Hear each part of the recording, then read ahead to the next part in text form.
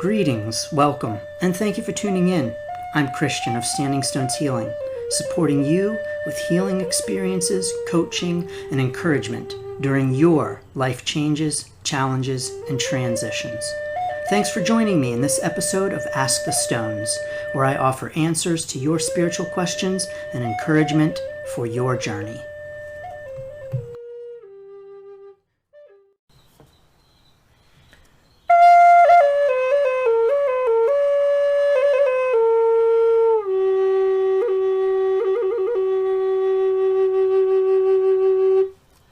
Greetings, welcome, and thank you for clicking. I'm Christian of Standing Stones Healing, supporting your journey with healing experiences, coaching, and encouragement through life's changes, challenges, and transitions. Welcome to this episode of Ask the Stones. This episode's question is from Lisa. Lisa asks, how do you deal with imposter syndrome while going down your spiritual path? Feeling like if you can't help yourself to be healed, how can you help others to heal? If you haven't seen an aura or a spirit, how can you be relied on for spiritual guidance?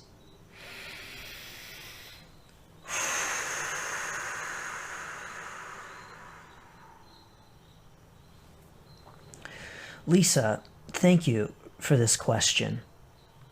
This is a brave question to be asking because imposter syndrome is real. For those who have not heard of imposter syndrome is the feeling that you, at its core, are not as good as the people you are comparing yourself to. I see imposter syndrome frequently with young people transitioning to college. So oftentimes first-year college students will feel like they don't belong, feel like all of their classmates are so much smarter than they are, that their classmates have everything figured out when they don't. And they can feel like they are less than their classmates. I also see this with young people who are transitioning maybe out of college and into the workforce and feeling like all of their friends have it figured out. All of their friends know what they want to do when they graduate. All of their friends know what they want to do for a career. I also see this with older people who feel like maybe they have started a new job and they feel like they don't deserve it. They feel like all of their coworkers are better workers than they are. Their coworkers are smarter than they are, more accomplished. We see this also with just the idea of being an adult, when we might feel that our friends, our peers, the people we are comparing ourselves to, just everybody else is farther along in their journey. Maybe they are more accomplished, they have more money, they are married and we're not, they have a good marriage and we don't.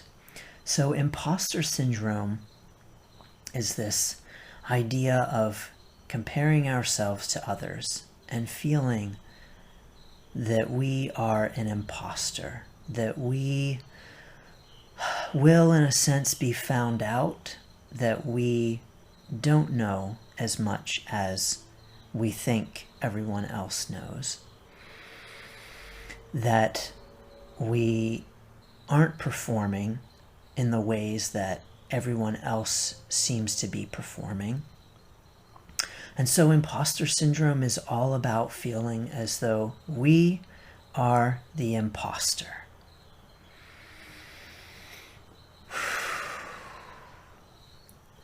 that can be a challenging place to be. At its core, imposter syndrome is all about comparing ourselves to others and finding that when we compare ourselves, we are coming up lacking. Now, in this instance, Lisa, you are asking about the spiritual path, the spiritual journey, which I will be happy to address. Before that, though, I do want to talk about this challenge in a general sense, because all of us feel this challenge, this feeling of being an imposter in one way, shape, or form, or another throughout our lives.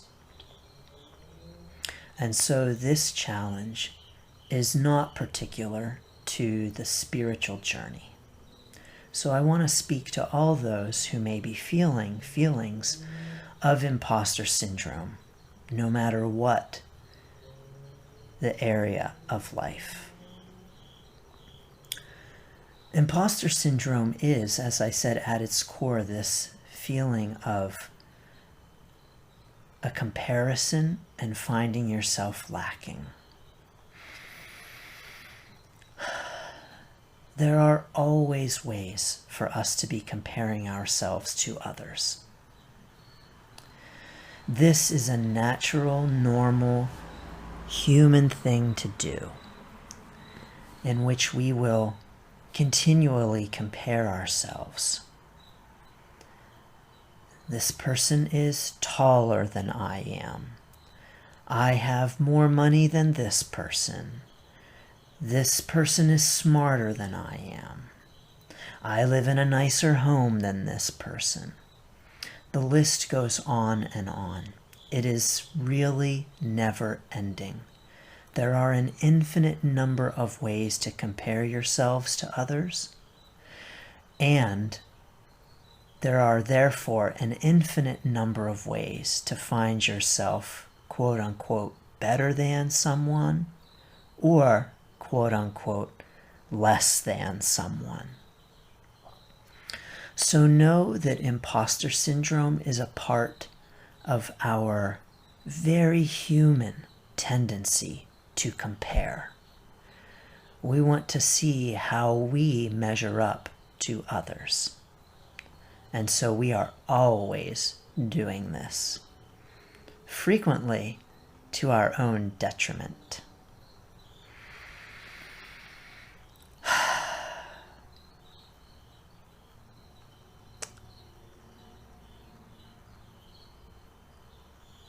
So imposter syndrome is really about working to not compare yourself to others. The very fact that you are a part of a group, whether it be a spiritual group or having a job or being in a club or society, a college, means in some way, shape, or form that you do belong in that group. Because you would not have been accepted into that group.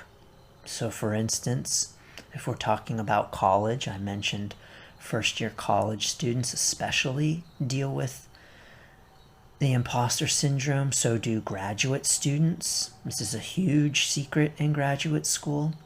It's actually a huge secret in all kinds of schools and societies, groups. But these are especially plagued by it. So oftentimes I encourage you to remember that the very fact that you are in a group, that you are part of a group, means that you belong in the group.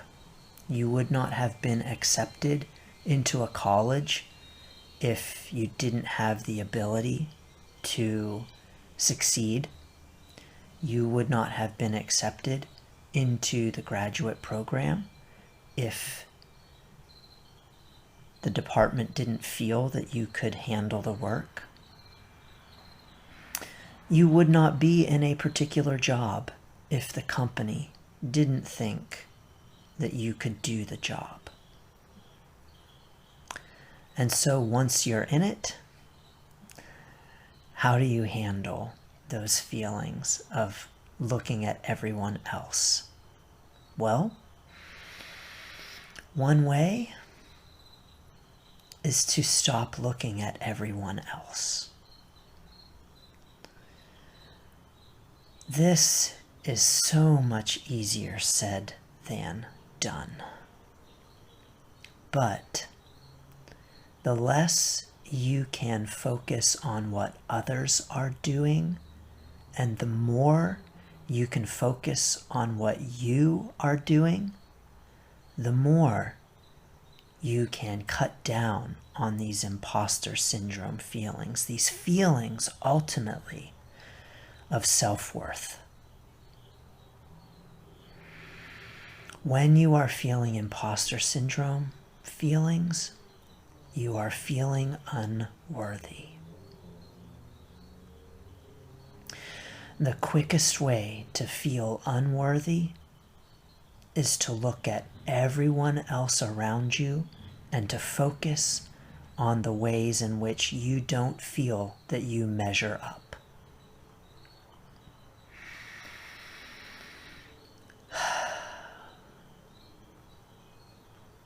So I encourage you, rather than focusing on all of the other things that others seem to be doing better or right, I encourage you, Lisa, to focus on the things that you are doing.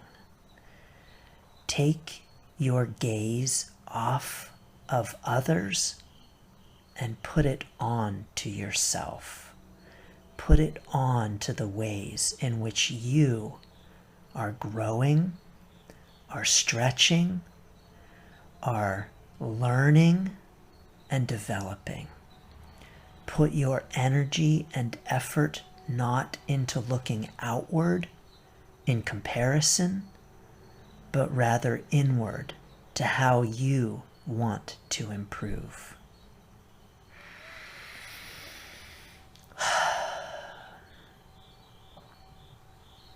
There's a lot of advice out there from self-help professionals, writers, and authors who say that if you would spend the time that you spend criticizing others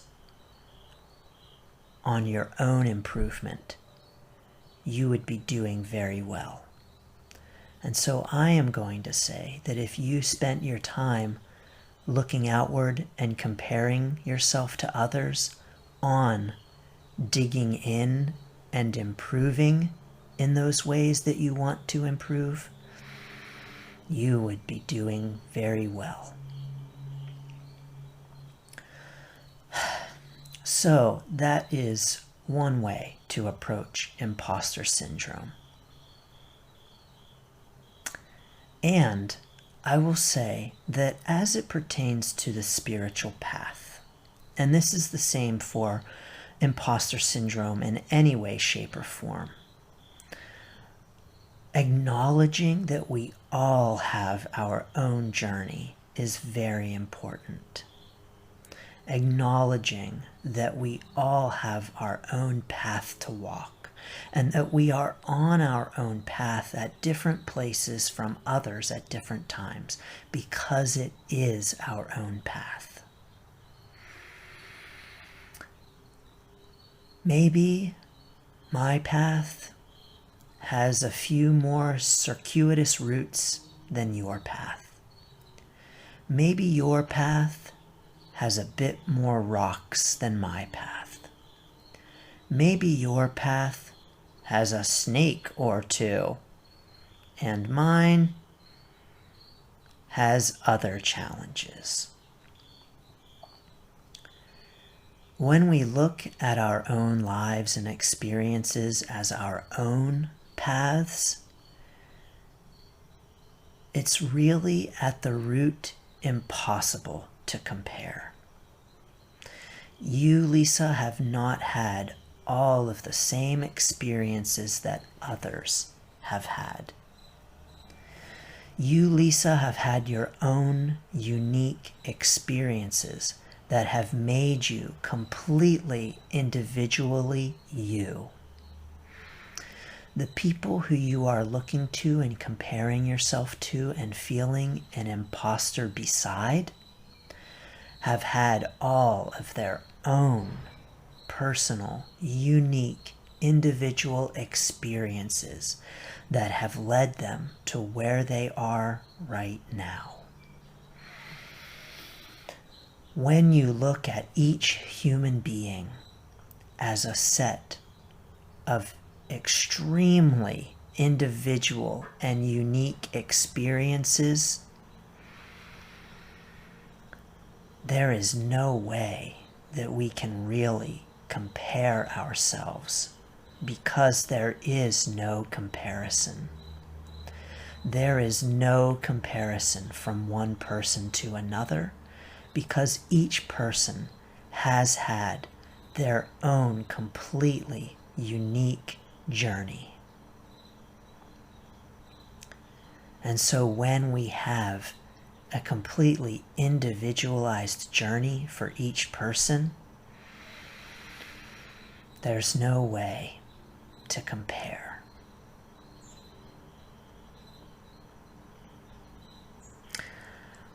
So when you compare yourself to another and say, well, this person can see auras and I can't.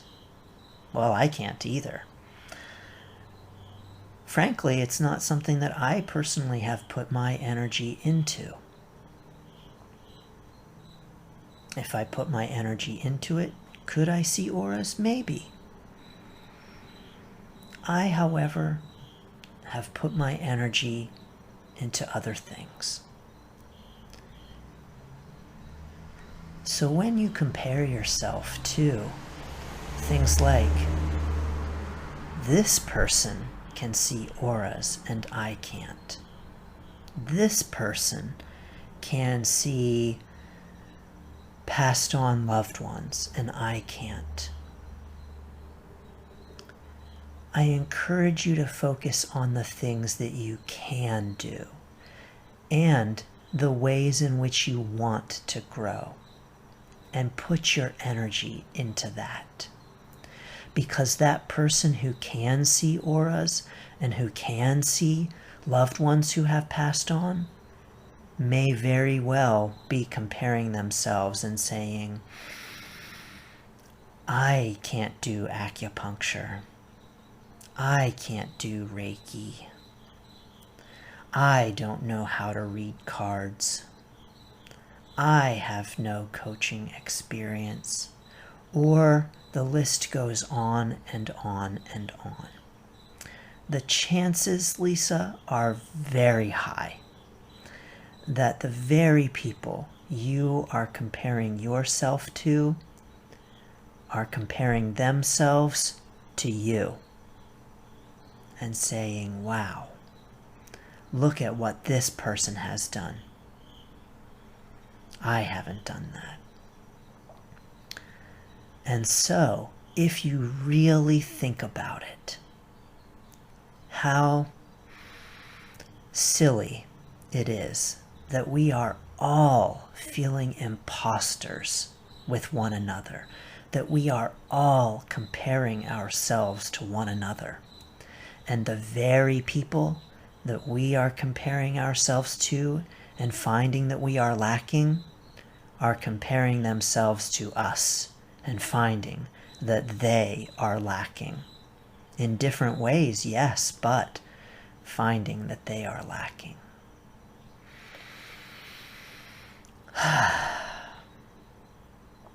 So Lisa, you are not alone in your feelings of lack. and your feelings of being an imposter, because this is a very human experience, a very human way to engage in the world. So I want to encourage you to take the focus off of how you measure up compared to others. Take the focus off of not being able to read auras, to see auras at this time. At this time, because maybe it will be something that you can and want to do in the future. Or maybe you decide it's not something that is of interest to you. I encourage you to focus on those things that are of interest to you and the ways in which you want to grow and develop as a human along your journey.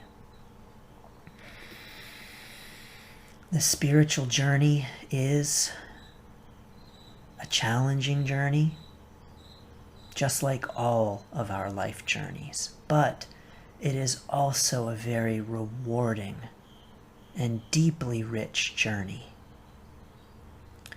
And so I encourage you to focus on the ways in which it is deeply rich and rewarding for you, and to not focus on what others are doing in comparison to where you are on your journey.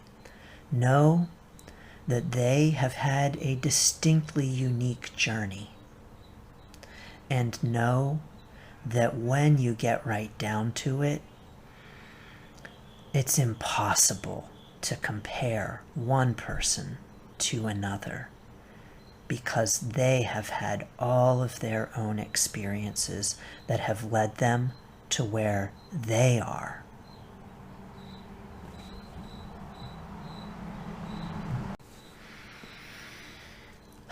I also encourage you, Lisa. I am a huge proponent of encouragement. And I truly believe that when we feel discouraged, which really that's what imposter syndrome is at its core, is a feeling of discouragement when you compare yourself to others and feel that lack of worth. So I am going to encourage you, when you feel these feelings of being an imposter, to reach out and encourage others on their journey. Because it is in encouraging others that we ourselves feel encouraged.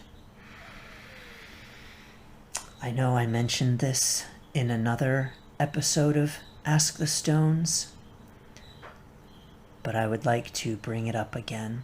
One of my favorite Buddhist koans. Actually, my number one favorite Buddhist koan. A student during a meditation retreat asked Soen Nakagawa, "Master, I am so discouraged. What should I do?" Soen replied, "Encourage others."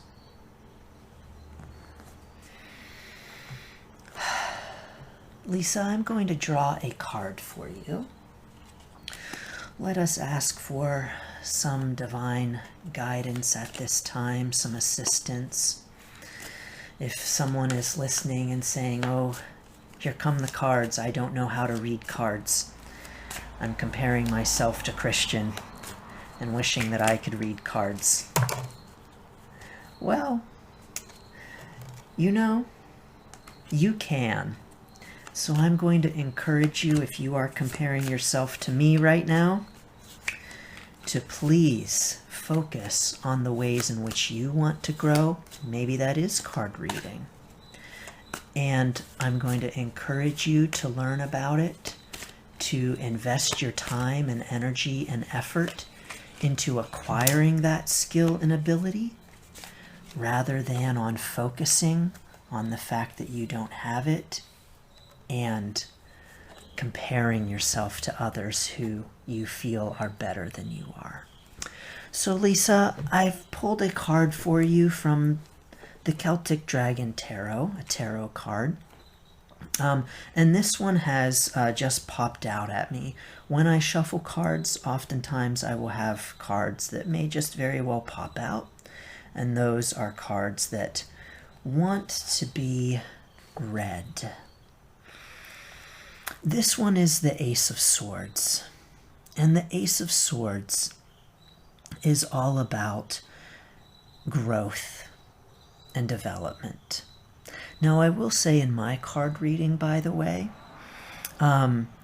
if I compared myself to others, I may say, oh, I should not be reading, there's that terrible word should, I should not be reading tarot cards because I am not as good as someone who has been reading tarot cards for years and years. I don't know. I've been reading tarot cards for several years, a variety of cards for years. And if I compared myself to others who have lots and lots of years of experience, I might say I'm not worthy of doing that. There are so many people who are so much better than I am. But I ignore that and I pull some cards. So, this for you, Lisa, and any who may be listening and wanting some guidance on this topic at this time, is the Ace of Swords. And with my deck, remember, I do it my way, trying to ignore the tendency for comparison. My way is reading the Celtic Dragon Tarot. And in this deck, there is a great image of baby dragons hatching. And there is a great image of a sword rising from a fiery volcano.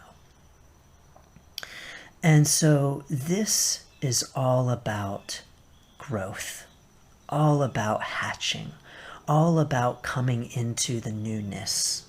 There's even a baby dragon.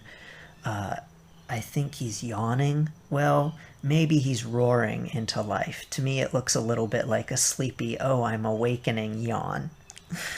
So this is a card that's all about newness and growth. And I believe that the guides, the angels, are calling on us right now to focus on this growth. Focus on the hatching. Focus on the newness. Focus on your own development, rather than comparing yourself to others. I see this card calling to us and saying, this is an opportunity for growth. This is an opportunity for you to dedicate yourself to your own path, to look at the steps in front of you rather than comparing your steps to someone else's steps. Thank you for this question. Thank you for the opportunity to offer you some encouragement on your journey. I wish you blessings on your own individual journey, remembering that this is your path to walk and no one else's. Thank you and blessings. Thank you for tuning in to this edition of Ask the Stones. If you have a question for the Stones, visit standingstoneshealing.com or connect on Facebook at Standing Stones Healing to get support through your life changes, challenges, and transitions. Thank you, and best wishes for your journey.